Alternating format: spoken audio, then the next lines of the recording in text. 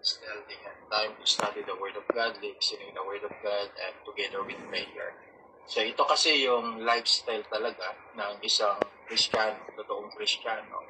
Yung lagi niyang hinahanap ang salita ng Diyos, lagi siyang nagkikipag-niig sa pananalangin sa ating pong Panginoon, at laging meron siyang eagerness to share the Word of God. So bago pa tayo dumako sa chapter 4 ng Aklat ng Gawa, tayo muna manalangin. Panginoon, lubos ang kaming nagpapasalamat sa kabutihan niyo po sa aming pong buhay. Salamat po Diyos dahil ikaw ang Diyos na nagbibigay sa amin ng patuloy na kaalaman at karunungan sa inyong mga salita. Salamat Panginoon sa inyong pong buhay na salita na nagbibigay ito sa amin, Panginoon, ng kalakasang spiritual. Sa oras na ito, Panginoon Diyos, sa aming pagpapatuloy ng pag-aaral sa Aklat ng Gawa, dalahin po Diyos na ikaw nawa siya patuloy na maging sentro sa aming pag-aaral at higit sa lahat, Panginoong Diyos, karunungan at kaalaman. Panginoon, ang patuloy ninyong ibigay sa amin, Panginoon, sa pamamagitan ng iyong banal na Espiritu. Hayaan niyo po na inyong kapangyarihan ang maranasan ng bawat isa, Panginoon, at dalahin ko rin, O Diyos, na ikaw siya patuloy na malhati. Maraming salamat po sa pagmamahal, sa inyong pag-ibig, Panginoon, sa bawat isa. Salamat sa pagpapakita po ninyo sa amin ng inyong pagkasubirano bilang isa at totoong Diyos, Panginoon. Salamat po ng marami. Ito pong aming samdalangin sa pangalan ni Jesus. Amen. Okay, so sa Aklat ng Gawa, chapter 4, verse 1 to 37. Katulad na ang aking pong sinasabi po sa inyo noon, ang aking pong pagpapaliwanag po dito is to expose by chapter. So kinukuha ko lamang po siya, kinukuha ko lamang po yung mga sentence o ilang mga wordings po dito na binibigyan po natin ng diin. So, when we talk about expository teaching kasi, alam po natin yan na meron po tayong tinatawag na to expose the book and also by chapters, by verse, and also by word. So, kung by word po tayo, baka nasa chapter 1 pa rin po tayo ngayon, ano? Pero nakita ko naman na kahit papano, alam ko po na meron naman po tayong natututunan sa bawat pag-aaral po natin ng Aklat ng Gawa. Karamihan po dito kasi makikita rin po natin yung unang iglesia talaga, which is our model church. No, ito yung mga modelong iglesia na dapat po nating makita ang kanilang gawa, lalong-lalo sa pag-share po ng Word of God, sa pananalangin po nila, at sa kanilang ways of giving, at marami pang mga iba na mapag-aralan po natin dito. Kasi ito yung bibigyan po natin ng mga ilang diin sa pag-aaral po natin ng Aklat po ng Gawa.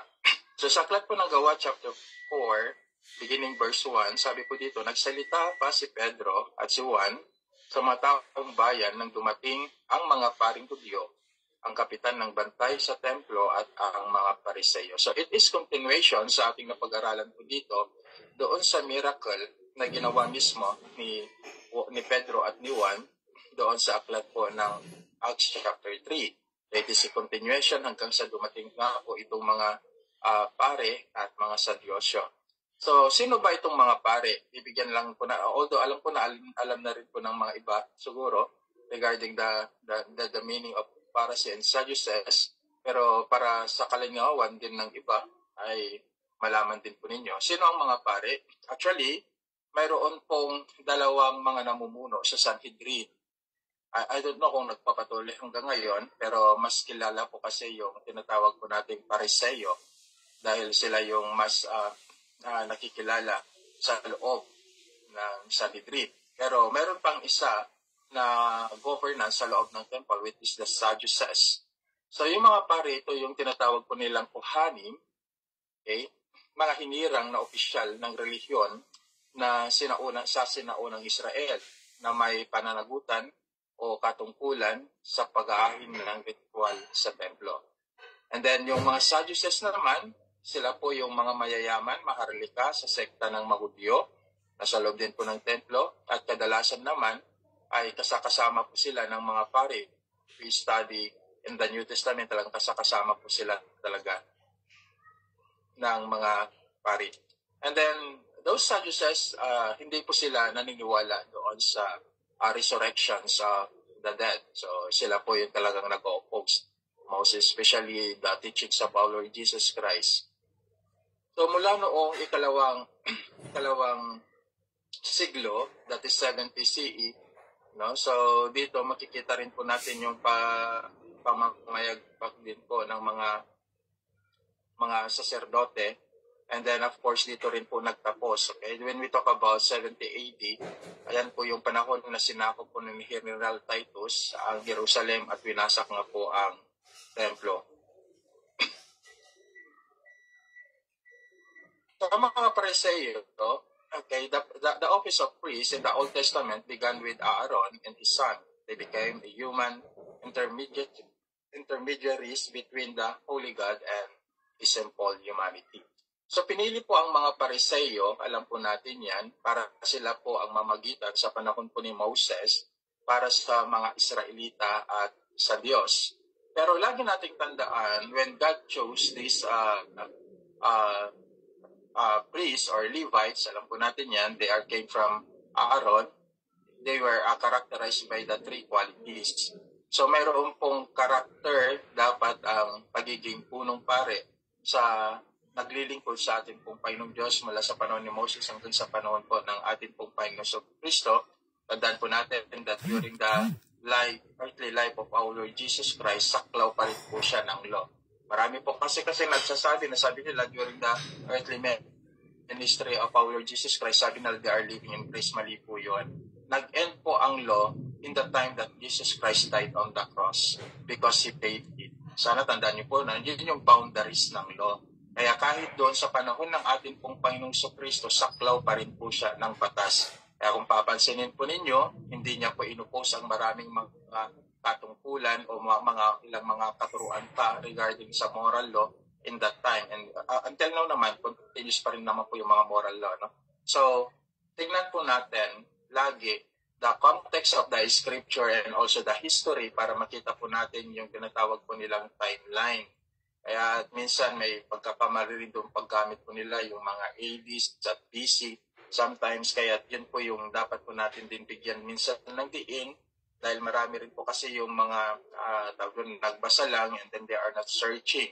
So napakahalaga talaga yung tayo rin po ay nag-aaral at nag-research talaga para sa ganun ay mayakma po natin yung timeline regarding most especially yung sa atin po Panginoon Kristo, His ministry in the Old Testament as pre-incarnate and then His ministry in the New Testament as human na nagkatawang tao, a human being. So they were characterized by the three qualities of Pharisees. So ito yung character po nila. They were chosen and set apart for priestly service of God. So yun yung unang-una na qualities po na dapat na makita ng mga Pariseo in that time. Pero alam natin na sa governance in the times of New Testament, hindi na ito nasunod. Pero sa panahon po ni Moses at sa pagpapatuloy nito, pero doon sa aklat ng Malakay, makikita nyo, medyo mayroon ng kaguluhan until sa pagpasok po ng tinatawag po natin intermediate state o yung intertestamental, I should say, yung intertestamental state which is 400 years. Nagkaroon na po ng kaguluhan dito, medyo nagulo na rin po ang mga doktrina, mga katuroan, kaya pumasok na rin po yung iba't ibang turo ng mga Pariseo. Dinagdagan po nila yung law ni Moses which is 616 law, okay, 613 law, at yan po ay marami pang mga iba na idinagdag nila ng mga tradisyon, at yan nga po yung naging dahilan na kung saan ang mga Israelita rin ay naligaw. Kaya during the time of our Lord Jesus Christ, ang dami niya po talagang mga itinuwid na turo, most especially you read in the book of Matthew chapter 23 and also in the book of Luke chapter 15. So makikita po natin na lahat ng yan ay may mga kadagdagang turo na ng mga Pariseo na ginawa ng kanilang mga kaama-amahan. Okay, so dahil nagkaroon nga po ng kaguluhan noon ang Israel. So sa pagpili doon sa Old Testament time, sa panahon po ni Moses, unang-una dapat matiyak that they are set apart in priestly service ng ating pong Panginoong Diyos. Kaya kung papansinin po ninyo si Moses at si Aaron, si Aaron po, kapatid po ni Moses, ay sinet apart po siya talaga, and also his children, Levites. Kung papansinin niyo rin po, during sa tinatawag po nating the sons of Jacob, bakit po nadagdagan po ng 2 pero bakit 12 pa rin? So nadagdag po si Manasseh sa kasi Ephraim.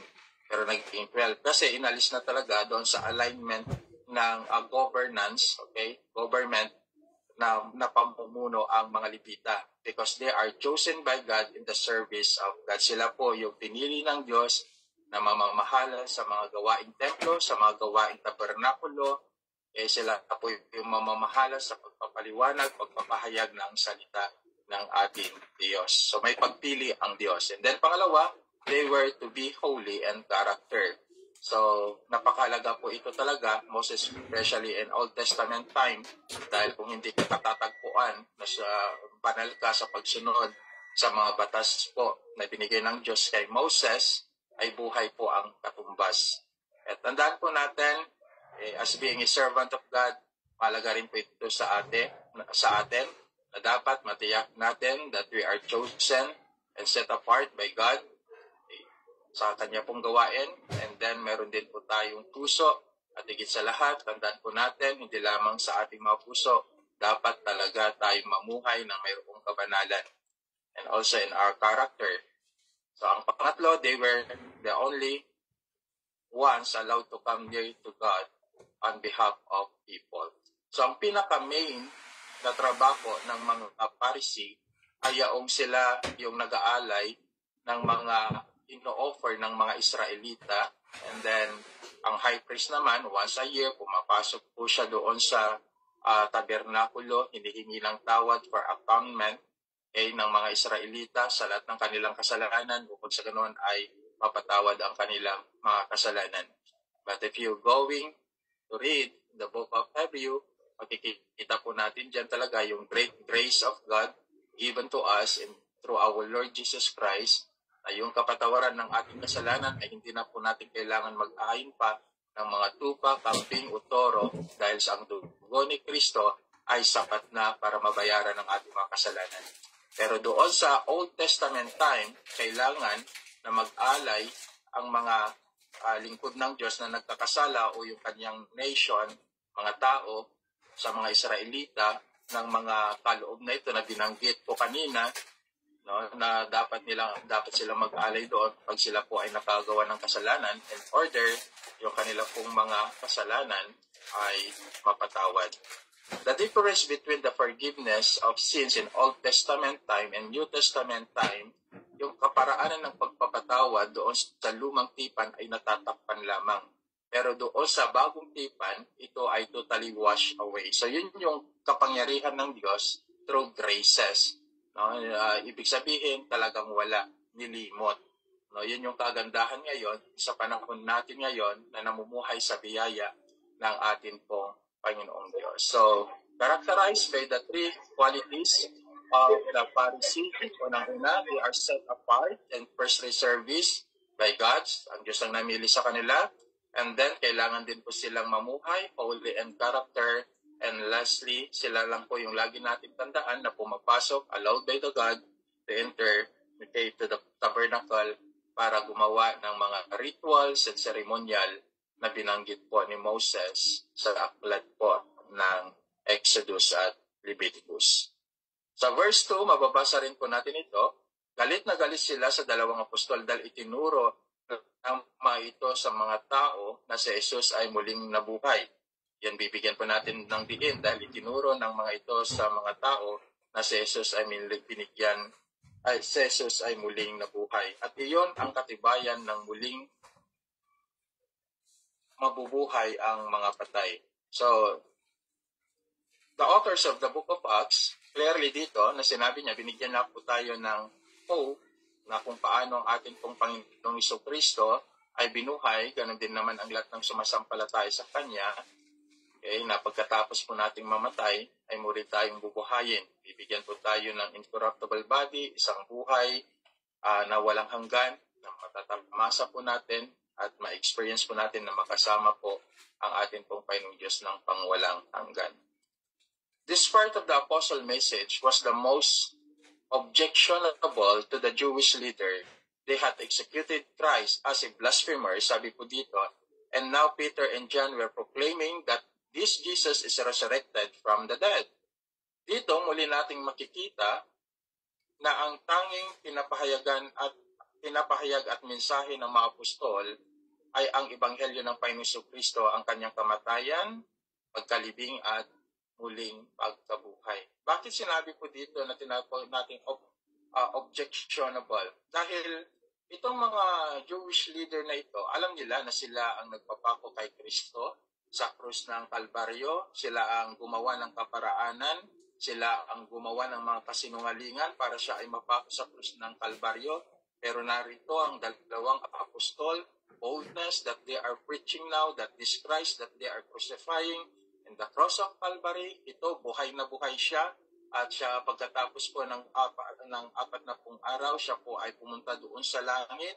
At ito yung kanilang pinapahayag na pagkatapos na siya malibing, muli siyang nabuhay. So ito ay isang bagay na hindi talaga katanggap-tanggap para sa kanila.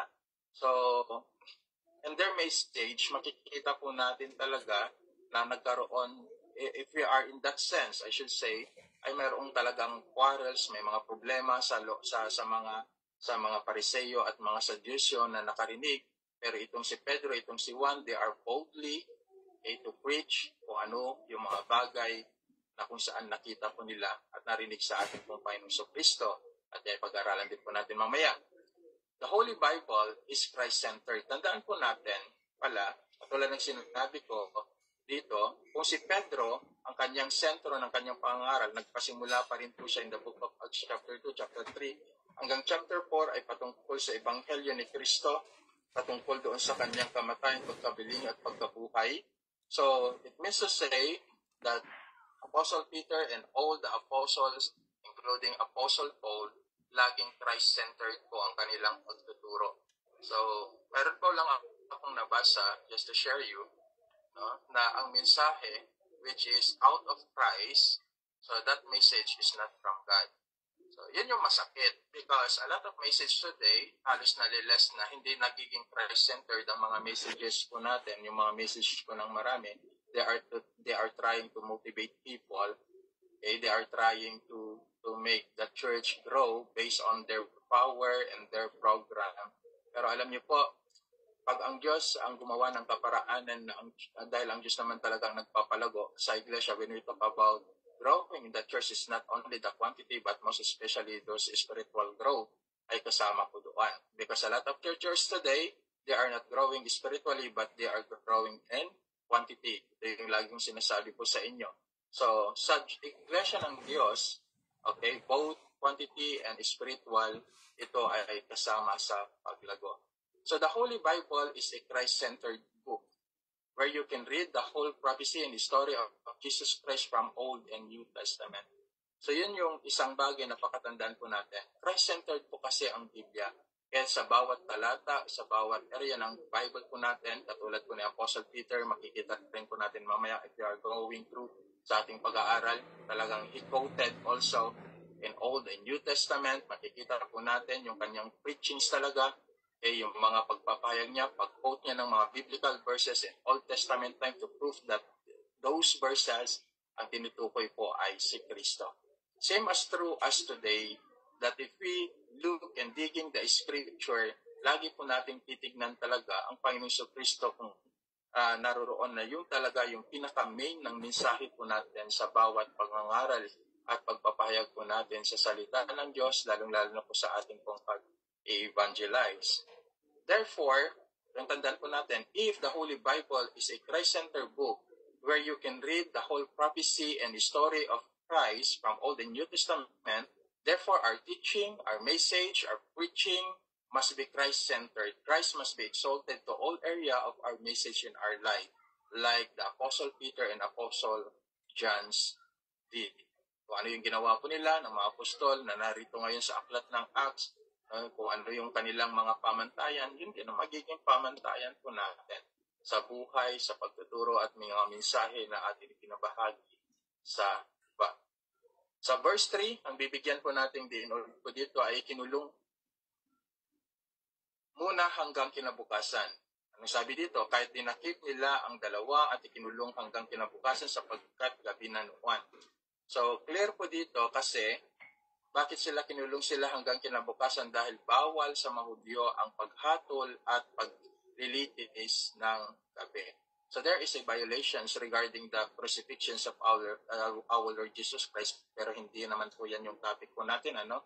So may mga area. So siguro pag-aralan din po natin na talagang may mga bagay na na-violate din sa law ng mga Hudyong ito during the crucifixions or arresting time ng ating pong Panginoong Jesucristo. So dito indicates talaga, and a lot of scholar believe talaga, na may timeline ang mga Hudyo kung kailan dapat gawin ang paglilitis at paghahatol. Pero karaniwan sa kanila talaga, okay, mula sa luma at bagong tipan, bawal talaga ang paglilitis at paghatol sa gabi.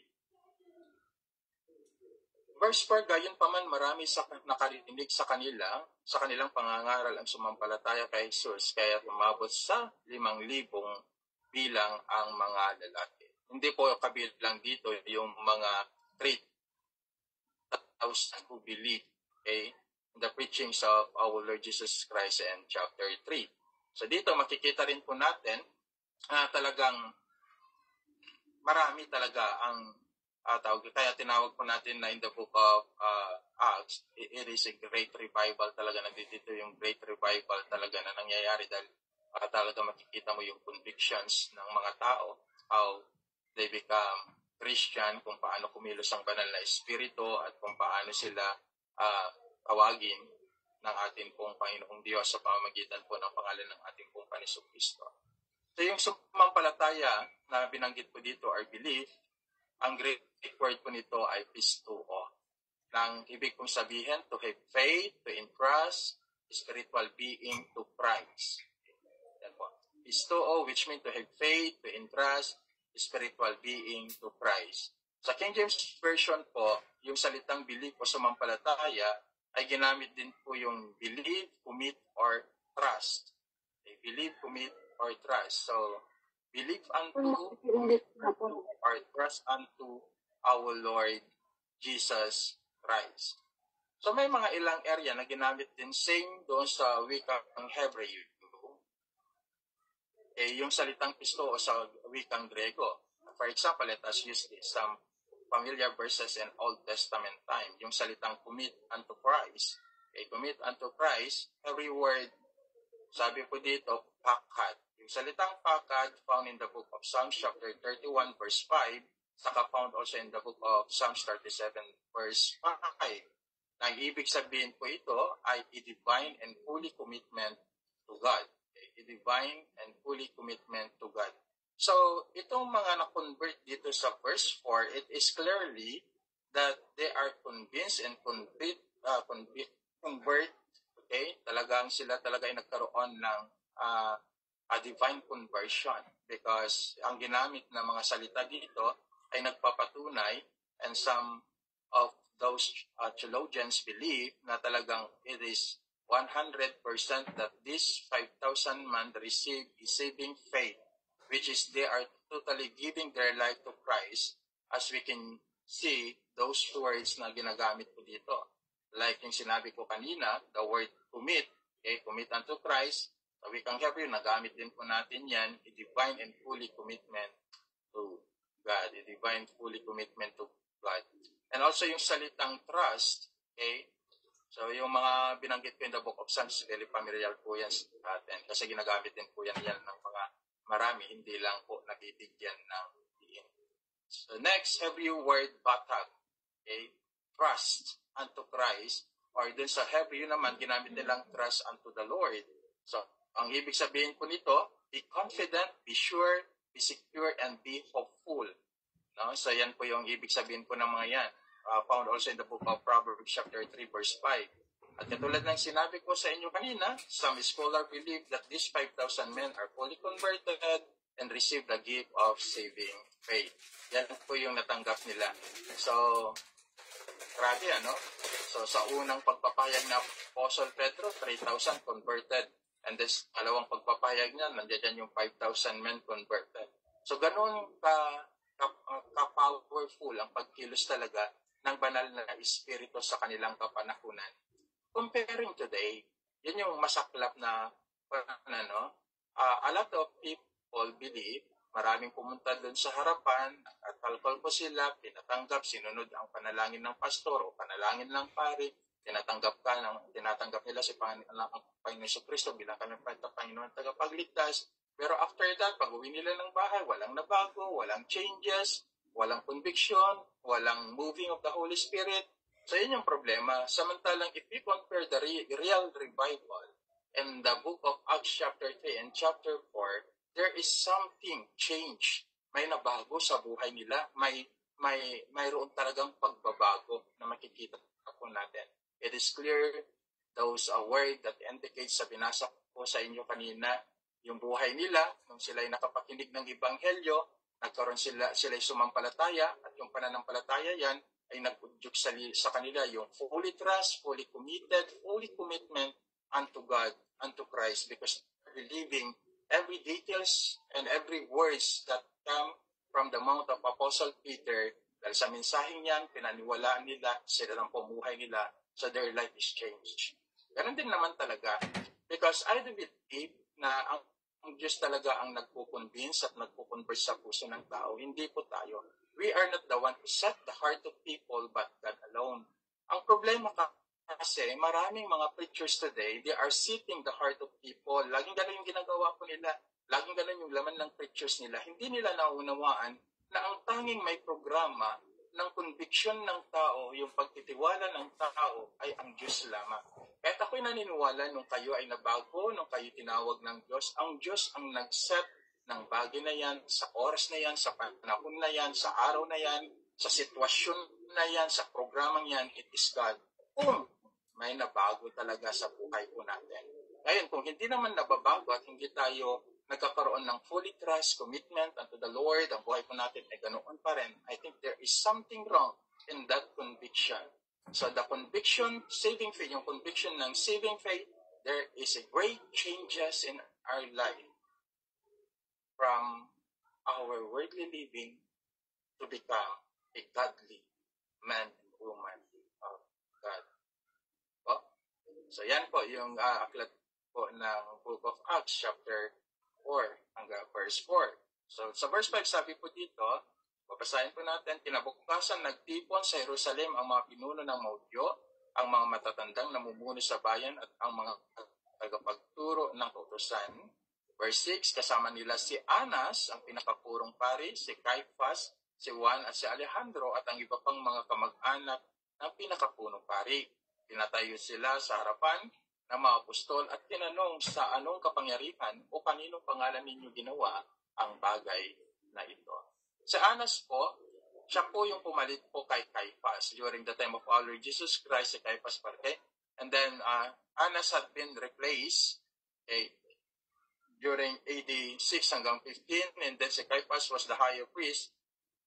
And then John, yung John po na binanggit po dito, alternative name po niyan ay Jonathan, son of Anas. Siya po yung anak po ni Anas. At siya po yung naging high priest in AD 36. Pagkatapos po ng dalawang naging high priest po, si Anas at si Caiphas. So dito makikita rin pa rin natin yung great influence ng mga high priest to the politics and also during to the politics and to the people during in their time. So malaki talaga ang influensya pa rin po ng pari. Katulad po sa Rome ngayon, ganoon pa rin po, ano? Sa Italia, malaki pa rin po ang impluwensya po talaga ng mga kaparihan talaga doon. No? So, ganoon din naman sa panahon po ng ating pong Panginoon Kristo, talagang ang kanilang impluwensya talaga ay pinaniniwalaan pa rin po ng maraming mga tao. So sa verse 8, sabi po dito, sumagot si Pedro, napuspos si Espiritu Santo, mga tagapanguna at mga pinuno ng bayan. Kung siyasatin ninyo kami ayon tungkol sa kabutihang ginawa namin sa lumbong ito at kung paano siya gumaling, nais kong malaman ninyo lahat ng buong Israel na ang taong ito ay nakatayo sa inyong harapan at lubusang gumaling dahil yan natin ng diyan. Dahil sa kapangyarihan ng pangalan ni Yesu Kristo na taga-Nazaret, na inyong ipinako sa krus, ngunit muling nabuhay o binuhay ng Diyos. Ang Jesus na ito, ang batong itinakpil ninyo, mga tagapagtayo ng bahay at siyang naging batong panulukan ninyo. So, how many times that this verse is mentioned in the New Testament? Okay, sa verse 11. Pero ang bibigyan po natin ng diin dito ay dahil sa kapangyarihan ng pangalan ng ating Panginoong Jesucristo, sabi dito na taga Nazaret. And again, doon sa binasa natin kanina, beginning of verse 1 hanggang 3, nandoon yung talagang unacceptable preaching po ni Apostle Peter para po sa mga Sadducees at mga Pharisee. Dito naulit na naman kasi gusto niyang patunayan talaga, no? So grabe yung boldness talaga ni Apostle Peter, sa pagpapayag niya ng magandang balita. So katulad ng sinabi ko, ito yung fulfillment na doon sa sinabi ng Panginoon Kristo doon sa aklat po ng John, beginning chapter 21, beginning verse 15. Si Pedro talaga ang namuno sa mga apostol sa Jerusalem sa kanyang kapanahunan. And these verses, dito sa verse 11, kinot pa ito doon sa aklat po ng mga awit, chapter 118, verse 22 hanggang 23. Kinot po dyan mismo ni Apostle Peter. Katulad sinabi ko sa inyo kanina, dito natin makikita that the preachings of Apostle Peter talaga para mapatunayan talaga na kahit hindi siya nag-aral at mababasa po natin sa pinakamababa ng mga talata mamaya, kahit hindi po siya talaga nakapag-aral, but still namamangka itong mga Pharisee at Sadducees talaga na ang galing niya, okay? Ang galing niyang mag-quote ng mga verses doon sa Old Testament time, kung ano yung mga tumutukoy sa ating Panginoong Jesucristo. So, kaya si Pedro, saka si Pablo, makikita niyo mga expository preachers din po itong mga to eh. Pag sinabi kasi natin mga expository preachers, they are quoted and in the biblical, yung mga biblical verses, okay? And then they are digging kung ano lamang po yung laman, yun lang po yung pinapahayag nila. So they're exposing, hindi po isitisis, hindi po sila nagdaragdag. Kaya kung papansinin niyo sa kanilang pangangaral, nag-quote sila, pero ang pinaka-main topics sa mga quoted verses nila, wala pong iba, kundi ang ating pong Panginoong Jesucristo. Kaya kung titignan po natin sa aklat ng Salmo, chapter 118, verse 22 hanggang 23 at 25 to 26, ay nagbibigay ng malakas at patunay patungkol sa messianic significance dahil ang sumulat nito ay si Moses. So, sa mga Pariseo, mga Hudyong nakikinig sa kanila at mga Saduseo, hindi nila ito mahihindian at matatanggihan kasi alam nila na ang kinote mismo ni Pedro ay sinulat ni Moses. Sinulat ni Moses at si Moses, si Abraham, ginagalang ito ng mga Israelita. No? So, ibig sabihin, alam ni Pedro kung saan niya kinukuha yung mga mensaheng dinadala niya at paano niya pinapatunayan na itong talatang ito ay wala sa ibang binabanggit at sinasabi kundi ang Panginoong Jesucristo. Okay? Writers use a perfect analogy. Pag sinabi natin analogy, pagkakahawig, and connect din some passage, this passage to Christ. Meron lang po ako ilang mga napapakinggang mga preachers, connect sila ng mga verses kahit out naman doon sa mga topic or hindi yun yung laman. Kahit yun yung masakit doon sa tinatawag po natin mga topical preachings. At dahil lalo sa internet, ang dami naglipa na talaga. Basta sinabing topical, basta nandoon yung ibig sabihin ng gusto nilang topic, kuha lang sila ng kuha. Pero hindi nila nakikita, nalilis na si Christ. They are focusing to a topic, but not to Christ. If you are called to be preachers of the word, you must focus to Christ para hindi ka mawala doon sa mga topic and using verses. Katulad sinabi ko sa inyo noon, kung naalala nyo pa noon, yung pag-quote ko nila ng Jeremiah chapter 33 verse 3, ang kasugutan po noon nasa Jeremiah chapter 33 verse 14 hanggang 18. Yung pag-quote po nila ng Jeremiah chapter 29 verse 11, ang kasagutan po nasa Jeremiah chapter 29 verse 10.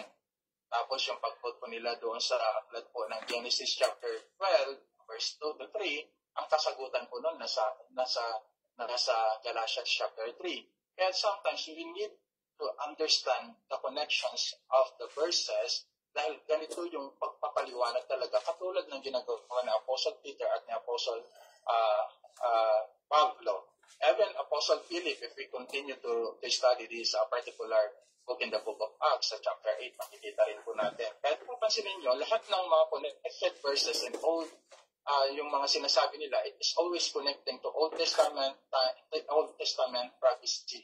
And then dun sa mga sinulat ng mga sinaunang propeta, pinapatunayan nila ito si Kristo. Kaya from the book of Genesis until the book of Revelation, it is clearly that this is a prophetical and story of our Lord Jesus Christ regarding His humanity, pre-incarnations, and His deity. At laging siya ang laman. Siya yung main characters ng Bible. Okay, siya lamang at wala na iba. So, yan naman ang dahilan kung bakit. Bakit ko sinasabi ito sa inyo? Dahil napakalaga ng unawa po natin sa mga tao, lalo-lalo na pagdating po natin sa verse 12. Napakalaga po na unawa po talaga natin sa tao.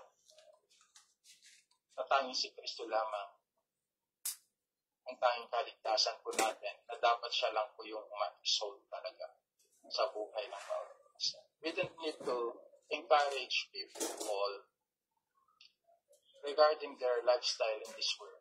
Our obligations, and my obligation, I should say, bilang isang preacher, is to encourage you to know Christ in your life. Yun lang po yung obligasyon ko bilang tagapagpahayag talaga ng salita po ng Panginoon.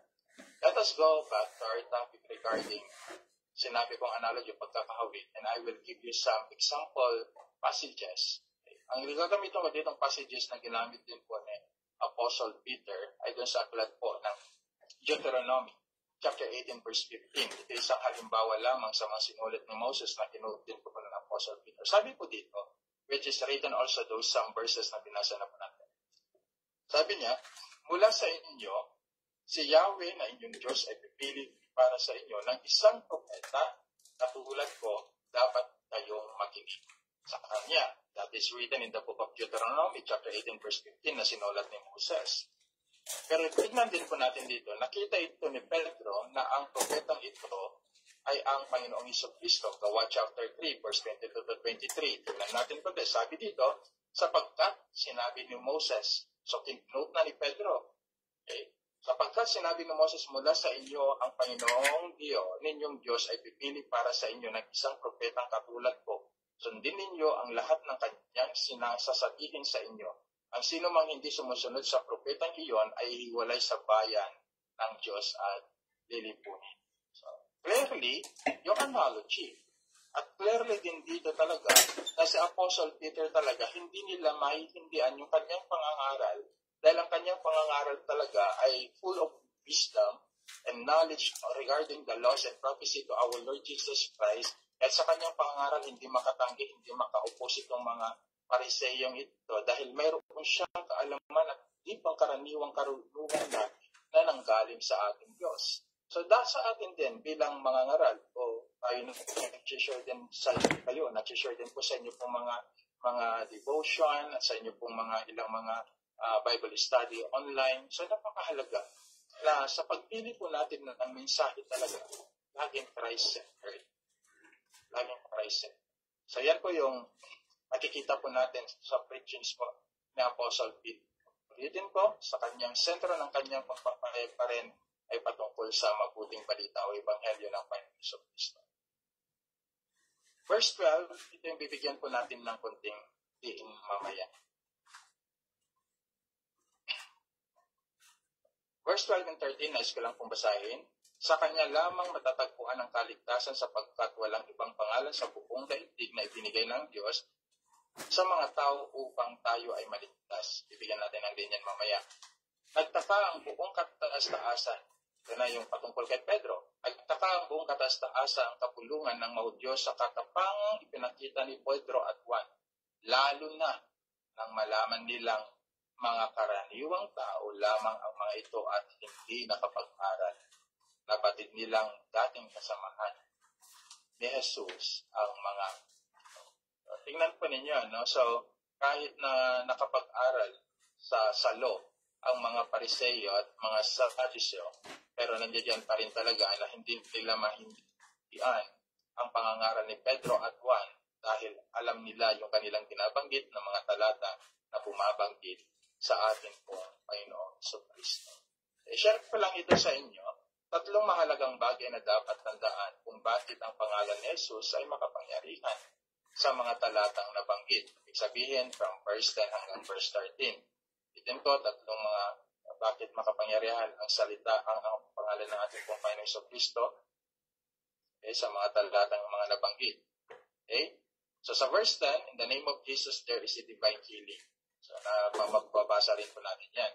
So in verse 12, in the name of Jesus, there is a perfect salvation. Why perfect salvation? Kasi sa Kanya lang naman talaga matatagpuan ang kaligtasan. And also in verse 13, regarding to Peter, ito Juan and Peter, in the name of Jesus, there is unexplainable courage. So hindi rin ito maipaliwanag ng mga Diyo. Maging tayo minsan, if we are preaching the Word of God, something, pag talagang boldness tayo, full of courage tayo to preach the Word of God, hindi mo rin maipapaliwanag kung saan nanggagaling yung tapang, lakas ng loob natin, But that is from God. Sa atin pong Diyos lamang nanggagaling ang mga bagay na yan. So, let us give more emphasis in the book of Acts chapter 4, verse 12. Na sinabi po doon kanina, sa Kanya lamang matatagpuan ang kaligtasan sapagkat walang ibang pangalan sa buong daigdig na binigay ng Diyos sa mga tao upang tayo ay maligtas. Take note, bilang isang Kristiyano, dapat mong paniwalaan, panghawakan ng buong buo na ang kaligtasan lamang ay kay Kristo Jesus. So, ang daming nagsasabi, Pastor, paano po yung mga Buddhism? Paano po yung mga Muslim? Paano po mga Hinduism? Paano pa po yung mga ibang mga lugar na may ibang paniniwala? I will tell you this, and this is my stand. Hindi po sila maliligtas unless that they will receive, believe to our Lord Jesus Christ. Maliban po doon. Unless that they will receive and believe the gospel and repent for their sin, there is no salvation to any religions, to any belief, and to any human being, to any person. Kung kaligtasan po dyan, maliban na lamang. Makita po natin talaga yung biyaya ng Diyos sa pamamagitan ni Kristo Jesus at paniwala ng Ebanghelyo at magsisipon tayo sa ating mga kasalanan. No religions, no works, no man can save us, only Jesus Christ. Only Jesus Christ, the name above all name. Ito yung ipinapahiwatig mismo ni Pedro doon sa aklat ng Acts chapter 12 na sa Kanya lamang. Kaya sinabi doon, sapagkat walang ibang pangako sa buong daigdig na binigay ng Diyos sa mga tao upang tayo ay maligtas. So sa Kanya lamang matatagpuan ang tunay na kaligtasan at wala nang iba. Kaya sinabi doon, buong daigdig. So therefore, we cannot find any salvation sa lahat ng creations ng Panginoong Diyos, sa lahat ng mga nabuhusbungang relihiyon, maliban sa ating pong Panginoong Jesucristo. Ang kaligtasan sa ating Panginoong Jesucristo lamang. This is the stance of all Christians who live and believe to our Lord Jesus Christ. It is not, ulitin ko, lagi naman natin dito napapakinggan, it is not religious, it is not good works, it is not man, but only Christ. Dapat nating tandaan sa mga bagay na yan, para matanggap at makamit ang kaligtasan, kailangan ng tao na paniwalaan ang ibang